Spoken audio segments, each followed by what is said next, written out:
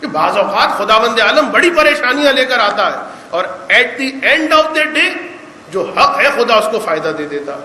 یہ پوری ایک الگ تاریخ کہ ہلاکو خان کی اولادوں نے جو حکومت کی اس سے پھر فائدہ کس کو پہنچا؟ اس سے فائدہ مذہب حقہ کے ماننے والوں کو پہنچا ہے. کیوں پہنچا ہے چھوڑ دیجیے، انشاءاللہ پھر کبھی صحیح. لیکن یہ جو شاہ خدا بندہ تھا یہ ابتدا میں صرف مسلمان تھا، مومن نہیں. بہت سارے میرے جو اس وقت سننے والے ہیں اس واقعے کو جانتے ہیں، لیکن جنہوں نے نہیں سنا، شاہ خدا بندے نے اپنی بیوی کو دے دی طلاق. میں تمہیں طلاق دیتا ہوں، میں تمہیں طلاق دیتا ہوں، میں تمہیں طلاق دیتا ہوں. بادشاہ تھا نا، غصے میں طلاق دے. پوچھا، کہا کہ جی طلاق تو ہو گئی. اچھا اب کیا کرنا ہوگا؟ کہا کچھ نہیں، اب حلالہ ہوگا. وہ کیا ہوتا ہے؟ وہ یہ کہ اب یہ کسی اور کے نکاح میں جائیں گی. اب میں بہت ڈھکے چھپے الفاظ استعمال کر رہا ہوں. کسی اور کے نکاح میں جائیں گی اور وہ جو حقوق زوجیت ہوتے ہیں وہ کم سے کم ایک دن تو ادا کریں، اور پھر اس کے بعد اب اس کی مرضی ہوگی کہ وہ طلاق دے یا نہ دے. طلاق دے دی تو پھر بہرحال اب عدہ طلاق گزارنے کے بعد اب آپ کی باری آئے گی کہ آپ ان سے نکاح کر سکتے ہیں. بادشاہ، وہ بھی کون؟ ہلاکو خان کا پوتا، اور وہ اس بات کو مانے کہ میری زوجہ کسی اور کے نکاح میں جائے، اور صرف نکاح میں جانے کی بات ہوتی تو مسئلہ حل تھا. ارے ایک دن ایک رات حقوق زوجیت ادا کر کے پھر نہیں. کوئی اور رہا ہے، مختلف ائمہ سے پوچھا. اس لیے کہ دیکھیے امام ابو حنیفہ کے بعد جو ریفائنڈ اجتہاد تو امام ابو حنیفہ نے کیا، اور اس کے بعد پھر سلسلہ ہے. امام مالک بھی ہیں، امام احمد ابن حنبل بھی ہیں، امام شافعی بھی ہیں، جو ائمہ اربعہ کہلاتے ہیں، 4 امام. تو اب دربار میں، کیونکہ وہ بہرحال ان میں سے کسی ایک کا ماننے والا، دربار میں جتنے علماء کھڑے تھے، تو اب یہ بادشاہ ہے شاہ خدا بندہ کہ جو ہلاکو خان کا پوتا ہے، ائمہ اربعہ کے ماننے والے مختلف بڑے بڑے علماء کھڑے. تم بتاؤ کیا مسئلہ ہے؟ مسئلہ تو یہی ہے، طلاق ہو گئی. تم بتاؤ کیا مسئلہ ہے؟ مسئلہ تو یہی. غالباً وہاں پر اللہ ظاہر، اب یہ میری کنفرم نہیں ہے، بٹ شاید اس دربار میں کوئی ایک مومن بھی تھا، اور اس نے کہا کہ حضور اگر آپ کہیں تو ایک اور فرقہ ہے، ان کے بھی علماء ہیں، آپ ان سے جواب لے لیں. کہا کس کی بات کر رہے ہو؟ کہا فرقہ امامیہ.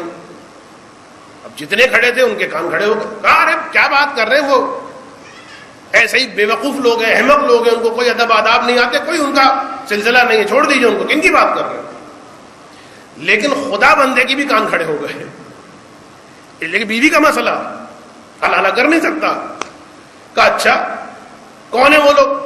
اور اسے تعارف کروایا، اور اس نے کہا کہ ان کا جو اس وقت سب سے بڑا عالم ہے وہ حلہ کے اندر رہتا ہے، علامہ حلی علیہ الرحمہ، حلہ کے اندر رہتا ہے، اسے بلا لیجیے.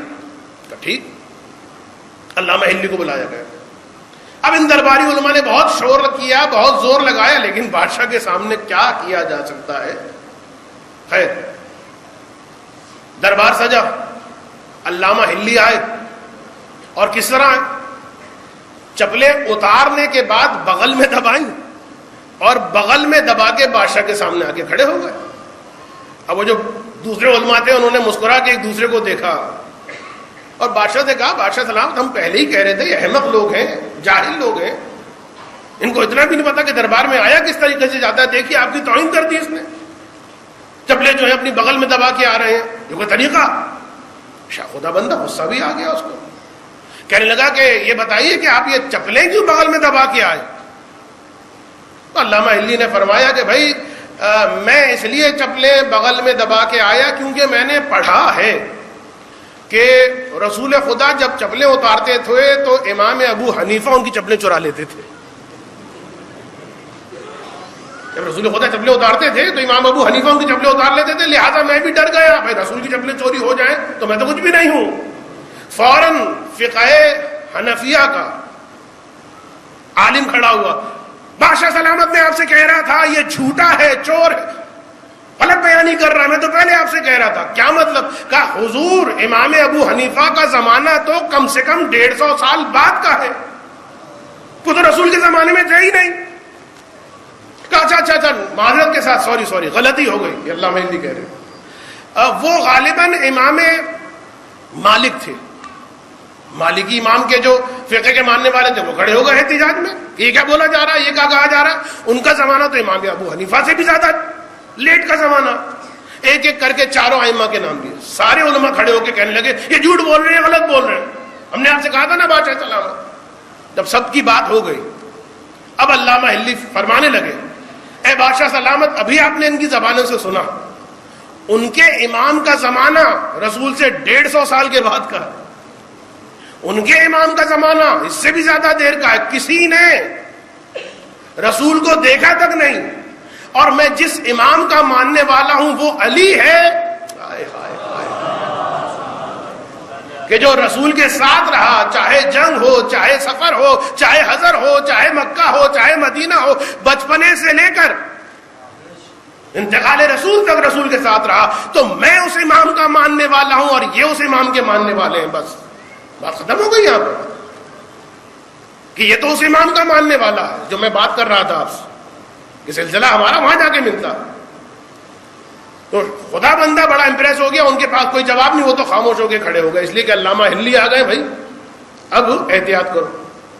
خیر شاہ خدا بندے نے کہا کہ حضور یہ تو بات آپ نے درست فرمائی، لیکن ہمارا جو اصل مسئلہ ہے وہ آپ سن لیجئے. اصل مسئلہ بیان کیا گیا. پوچھا کہ یہ لوگ کیا کہتے ہیں؟ کہا یہ کہتے ہیں کہ بھائی 3 دفعہ جب طلاق ہو گئی تو اب 3 دفعہ طلاق ہو جانے کے بعد پھر نوبت آتی ہے حلالے کی. علامہ ہلی نے فرمایا کہ 3 دفعہ طلاق ہوئی نہیں، اگر ہوتی تو حلالے کی نوبت آتی نا. پھر سارے درباری علماء کھڑے ہوئے، بادشاہ سلامت یہ کیا کہہ رہے بھائی، آپ نے خود ہی تو 3 دفعہ کہا تھا نا طلاق طلاق طلاق. بادشاہ نے کہا کہ ہاں بھائی میں نے 3 دفعہ کہا تھا طلاق طلاق طلاق، آپ کیسے کہہ رہے ہیں کہ 3 دفعہ طلاق نہیں ہوئی؟ علامہ ہلی نے فرمایا اچھا یہ بتائیے بادشاہ سلامت، یہ تجویز جو میرے ہاتھ میں ہے اگر میں اسے توڑوں تو کیا کہا جائے گا، 1 دفعہ ٹوٹی یا 3 دفعہ؟ ایک دفعہ ٹوٹی. کہا 3 دفعہ ٹوٹنا کب کہلائے گا؟